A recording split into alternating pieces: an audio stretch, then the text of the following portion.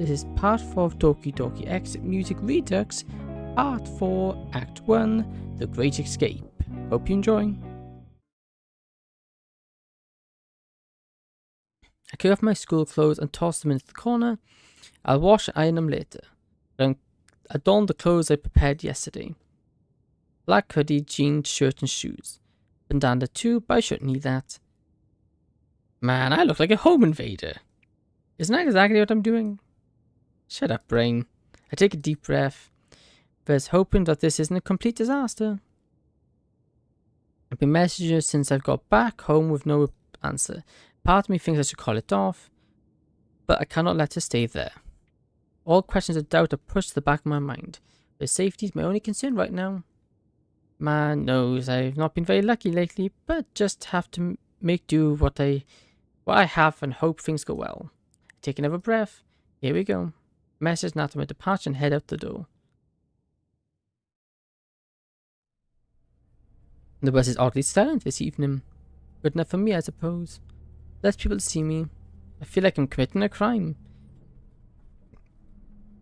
I should focus on my breathing for now. Rest my face in my palm.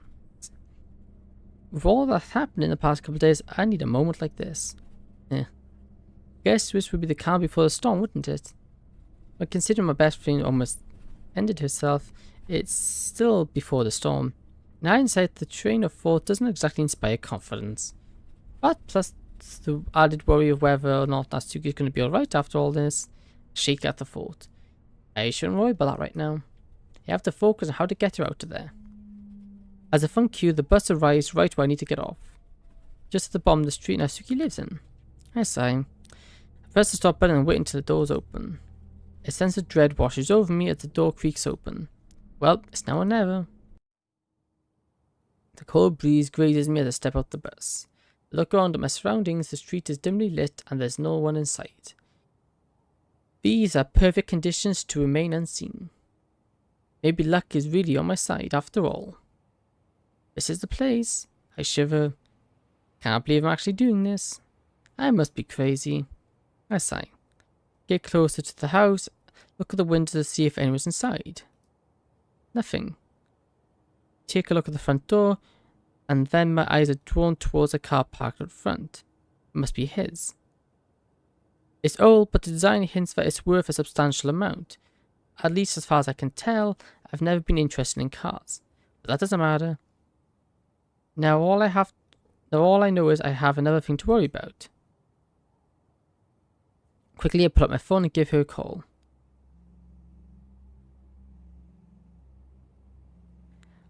Just as I dial out, I feel something pulse right by my foot. I peer down to take a look, and I see what is undoubtedly her phone. Or was. I flip the phone over, a web of cracks span across the screen. Judging by the height of the window above, I have a strong hunch of where it came from. Oh no. Why?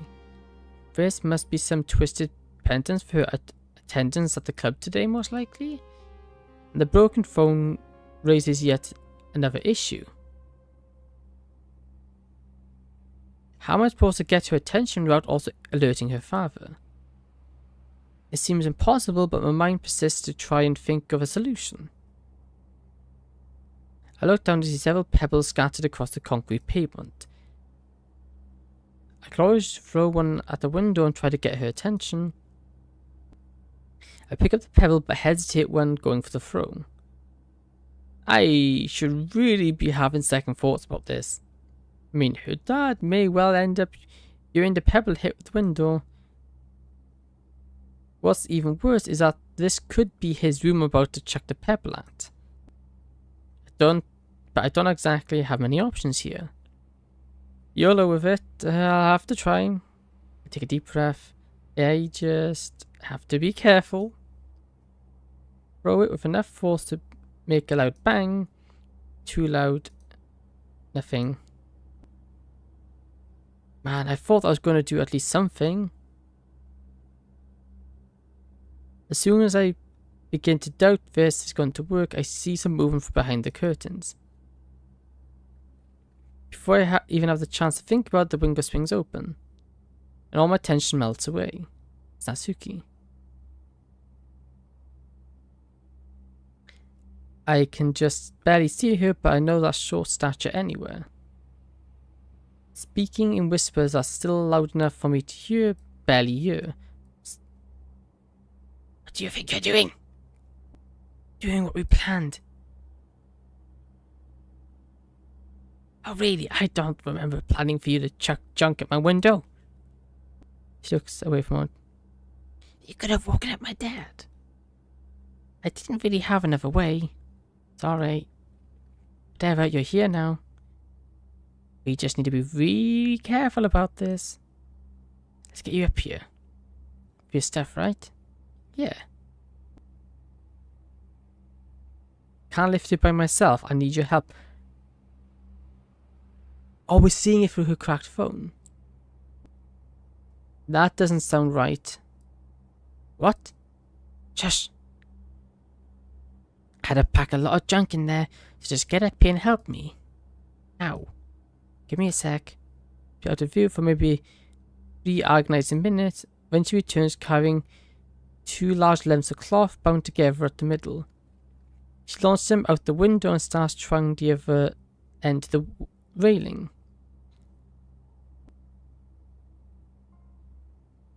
She launches on. Natsuki, I don't think I'm going to be able to. We can't use the stairs, they creak a ton. I haven't got any better ideas. Nod. Okay. Just give me a second. Here we go. I grab a hold of the green bed sheets with both hands before stopping and preparing myself. I look left and right, scanning the street for any car lights. Then none that I see coming. Now is my chance. I lift my right leg to prop against the wall and adjust my grip, pulling myself up a little. I was starting to ache already. Pull again, time stepping up from my left. Quickly get into the pattern. Right up, left up, right up, left up. Looking down, I realize I'm already most of the way there. I clench my eyes shut, try not to focus on the pain in my hands. After a couple more minute tugs, I reach the top. Now to get over this railing. I almost left leg over the railing and managed to get inside. I'm most of the way through now. Putting myself out, I'm sitting upright in the middle of the window. I pull my leg over too.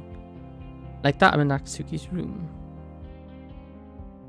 I am and shoulders ache like mad, but I did it. Well, good luck, Natsuki. Oh, that's bad. Oh my. Shush. It's not as bad as it looks. Let's just focus on getting out of here, okay? Okay. She looks like she's been kicked in the face. Blood from her nose looks dry. She hasn't been able to clean herself up. Man. A seething anger builds up within me, but I choke it down. I just want to hold her and tell her it's going to be okay. Try to focus, push inside my mental unease and physical pain. She looks at me with pleading eyes. Getting out of here, right? Motion towards the bed where a suitcase lays open. Mostly packed, but there's clothes on the bed. She nods and starts throwing more in. As I join and pack clothes with her, something catches my attention. The school blazer ripped at the sleeve. Just like everything else, broken and tossed aside. I throw it in regardless and start zipping up the suitcase, being as quiet as I can. Looks around her room and sighs. Gives me a thumbs up and peers out the window. Her bag isn't light and that's a long way down. My shoulders are hurting just thinking about it. Look at that, then down to the ground. She frowns for a moment, then quickly picks up the bed pillow, tossing it out the window. A sizable one too. Oh. Well, now you're a genius. I put the bag on this sill, looking for a pillow. Not too far from the sidewalk. If it lands on the concrete, I don't think about it. Take a second, aim and drop it. Seems to fall in slow motion, or at least that's how it feels. But it lands on the pillow. I breathe a sigh of relief. Emotion, Natsuki to go. She looks worried, but walks over and grips the makeshift bed sheet rope. Takes a last look at her room, the eyes water up. I feel terrible, she has to leave everything in here, but it's for the best. She nods and descends. I keep a hand on the bed sheet for safety. A minute goes by and I feel a tug. She made it. I peer out the window, a car. I duck into the window, seeing Natsuki take cover behind the wall. It comes closer.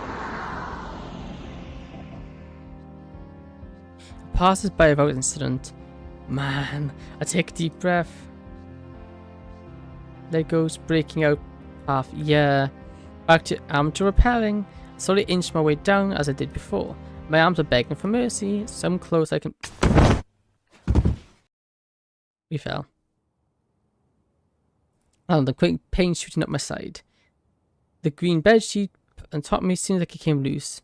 Natsuki gasped. Echo, are you okay? Yeah, I'm good. Natsuki helps me out grabbing the bedsheet and pillow. No sense in leaving any trace, I suppose. Come on, we need to go. Pick up a bag and sprint towards the bus stop. As I'm mission successful! Stealth mission complete. We may have fallen out the window, but we are alive and alright. Well, for now. Until until the Jenin runs off. I move further down the street. I can't help but notice a loud heaving behind me. Let's go! Successful, yep. Look back, sure enough, Natsuki's struggling to keep up my pace. I'm not surprised. We're both in pretty rough shape. I make sure she's with me though. Make it out of sight before I stop and catch my breath. We can walk the rest of the way. I think we'll be alright. Natsuki takes a couple of deep breaths and sighs before speaking. Okay. Her words wheeze out as her breathing settles. She's been through this so much today. I feel awful about leaving her things behind. But she didn't have much choice. At least that's the hard part over with. She's safe. Come on, I think I know the way back to my place from here. Will it take long? About half an hour. Alright. It actually takes nearly an hour to get back home. An hour of silence saved for the exhausted panting and the occasional wince whenever the stabbing pain in my shoulder spiked. With Natsuki as she was, we couldn't take the bus. I took Yuri's advice and looked for the one out of the way areas. If we were walking down the main road, someone could have seen Natsuki's bruised face. The downside being the hour of walking, of course. Thankfully, we're nearly there. Just a bit down the road. Yeah, I remember. Finally, I recognized a familiar view of my house. I fumbled the keys for a moment before I frantically unlocked the door. I let Natsuki through. She's safe. We're safe. I set down Natsuki's suitcase while the door gently closes behind me. The motion makes me wince as the stinging pain in my shoulder sets in. Echo, are you okay? Yeah, just my arm's a little... I'm sorry, Echo. Don't worry about me, nah, I'm fine. Besides, we should probably focus on moving your stuff in. She nods and wheels her suitcase down the hallway before stopping. Where do I... This bedroom's upstairs, first door on the left. Give me a second. Take the suitcase from her and haul it up the stairs. Ow, ow, ow. And Natsuki follows me, a burst a few steps behind. She's fidgeting with her hand looking away from me. Nervousness? I mean, who on earth wouldn't be in this situation? Once I reach the top, it opens the door to the spare room with my hand free. Okay, in the drawers, right? Yeah, or whatever you want, really. Natsuki pauses at the doorway. Something wrong? It's just shock, I guess. This is my room now. I can't go back. Can't imagine what she must be feeling right now. No doubt she will need time to adjust. As will I. But I'm here. With you. She leans up and kisses me on the cheek. Now, if you don't mind, I'd have preferred if you didn't stare at me changing. Right. Sorry. I'll heat you up some soup or something. Come down whenever you're ready. There's some tissue paper in the bathroom so you can clean yourself up. Give me a weak smile. Okay. Heading downstairs, I enter the kitchen and swing open one of the cupboards. Look, a can of chicken soup. I'm sorry, canned chicken soup is horrible.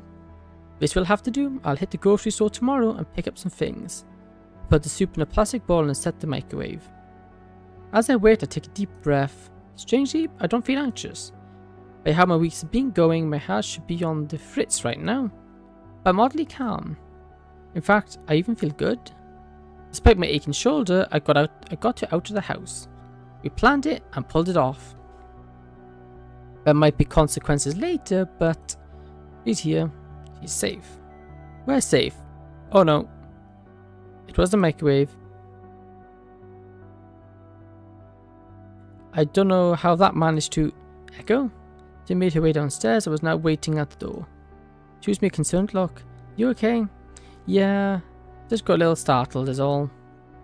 Staying there for an awkward moment, we both dead silent. Your soup is ready. Okay, just try not to strain yourself too much. It's been a rough day. I can't help but draw my attention back to her swollen eye. For the both of us. I guess the best thing we can do now is just get some rest. After all, we've got a long day tomorrow. Oh no. What are we going to do about her eye tomorrow?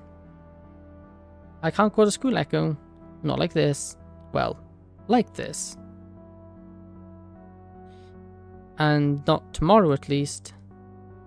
And my worry easily sets back in. We can figure something out. We got this already. She doesn't look entirely convinced, but doesn't question me either. I guess we'll just have to see how it looks tomorrow. Yeah, guess you're right. Worst case scenario, you won't be going to school. There's something oddly revealing about that. It gives us time to figure out what to do next. And right about now, time is exactly what we need. Though unlikely to happen, I can't help but speculate on how I can get Natsuki's dad behind bars. I sigh. The idea of simply waiting is carrying away at my nerves. I can't shake this idea that something bad will happen to Natsuki or to me. I mean, I can't exactly guarantee our safety. Goodness sake, take deep breaths. Don't lose your nerve. Look back, Natsuki hasn't even touched her food. Natsuki, you should eat. I mean, you must be a little hungry after all that. It's not that, I'm starving. Then raises her head in my direction, her black eyes staring straight towards me. It's a stark reminder of what horrible things she's been through. I grimace at the thought. I just don't feel like I'm free, Echo. I'm afraid he'll find a way to take me back. Natsuki takes a deep breath. I feel useless. I've only ever been mean to you, Echo. Even though you actually care about me. It begins to form a much more melancholic expression. It's as if she's holding something back. I feel sorry for her. When it comes to her father, how her father treats her, I'm left more confused than angry. What sort of person would consider doing that to someone, let alone their own daughter? What sort of sick mindset justifies such a thing? But hey, Parfait, girls is safe. Yeah, there's that at least. That was the first manga I ever bought for myself, you know. It was also the first manga I ever got to read with someone else too. That'd be me, I take it. Duh. Dummy. No one else was ever interested in what I liked. And when you joined the club, I thought that was going to be the same. But it wasn't. You cared. I actually took the time to like it. That's never happened to me before. I liked that. Even if I didn't show it. But now I keep doubting as to whether it's worth it. 17 years. And only one person I can call a good friend. Don't get me wrong or anything, the club members are nice. Yet, still don't feel like they actually care. Not as much as you. But now I'm thinking, she then starts to mumble and barely able to hear what she says. Maybe he was right, maybe I should just grow up. I interrupt before she can continue. Hey! A bit scared by my sudden change in tone, but at least managed to get her attention. Yeah? It's not stupid to have an interest in something. You remember why you wrote, what was it called? Amy Like Spiders? Because you thought people shouldn't judge others for their interests. And if I recall correctly, you actually said that those people were the stupid ones. Am I wrong? Sigh escapes me. You're a really good person, Echo, Natsuki, and you have a unique perspective on things. It's why you and I get along.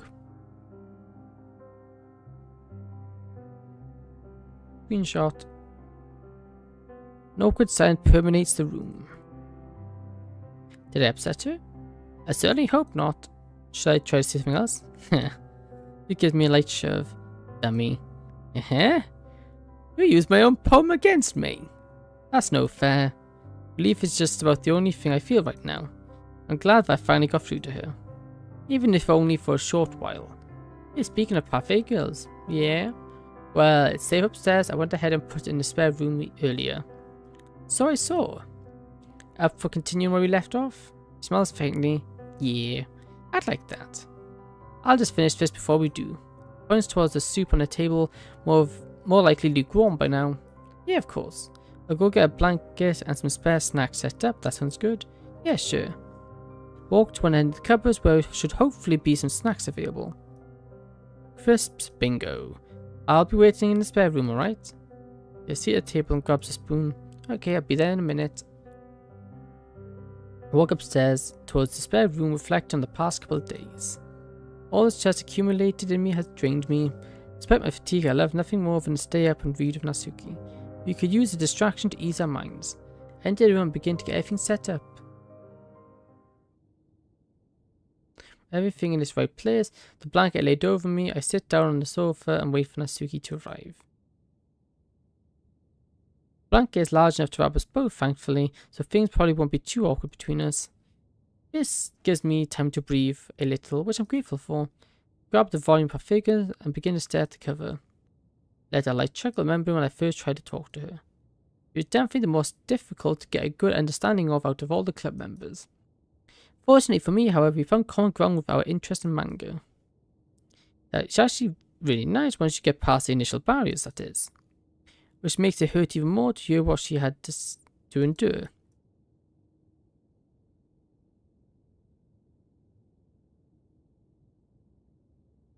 Finished my realization, I laid the volume of manga beside me, closed my eyes and unwind for the first time in days.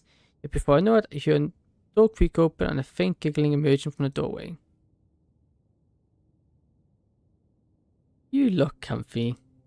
I decided to play along with her more joyful attitude. Well, I certainly feel comfortable. Wanna hop in and find out for yourself? I only just realized what I said probably sounds really weird. Even if I know the blanket's big enough, I still can't help but feel like an absolute creep saying that. You bet. He slides into the cover of the blankets with me.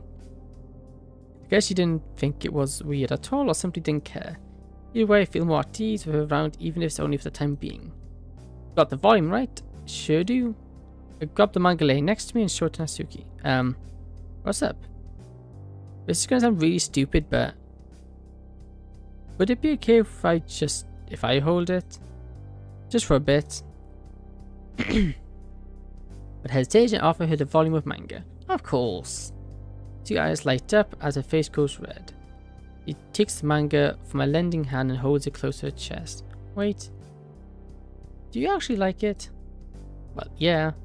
Why else would I offer to keep the collection here? I don't know. I thought you just shouldn't be nice or something. Really, what made you think that? I don't know. It's not like I can read your mind, dummy. She giggles a little bit. It's good to hear her laugh. Just as soon as it happens, her smile disappears. She speaks up once more. I'm sorry. Eh? I'm completely lost. Why is she apologizing? If I had to guess, I assume it has to do with her issues at home. Nothing to be sorry about. And there's nothing else you could have done to stop the... well... No, that's not what I'm apologizing for. What I said earlier. Or being mean to you. You're probably one of the nicest people I've ever met, and I've treated you like junk. Now, this might sound incredibly stupid, but even though I've only known you for about a week, you're probably the best friend I've ever had.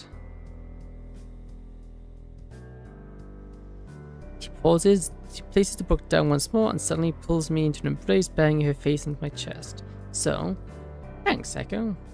Again. Arms around her, returning a hug. Neither of us exchange a single word as a peaceful silence fills the room.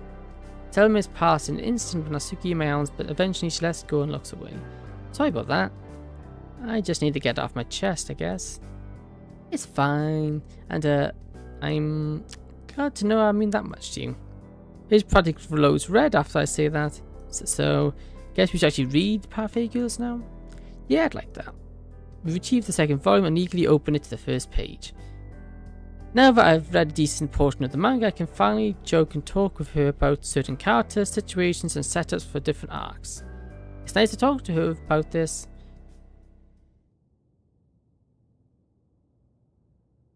Been just over an hour and I'm already knackered. Set the volume down and turn to Natsuki. Hey, you want to call it a night? Looks towards me and speaks groggily. Yeah. We get from the sofa and proceed to tidy things up. Hey, do you want me to set up the room so it should be more comfortable? Nah, I think I got it from here. Plus, you're bound to mess something up. Hey, what happened to you being nice? I mean, I never said anything about being nice. I apologize for being mean. Shake my head and sigh in an over-exaggerated fashion. Whatever you say, Nat. Anyway, I guess this is a good night then. Yeah, see you tomorrow. You too, rest well. Close the door to the spare room and stagger my way towards the bathroom. Exhausted as anything, I jump into bed. Unfortunately, even when I try to sleep, I can only wonder what will happen. When it comes to her safety, I can only hope everything will work out. Hope no one will notice her absence tomorrow. I hope her father will just face justice as he rightly deserves. I hope she can finally live a happy life free from abuse. I hope.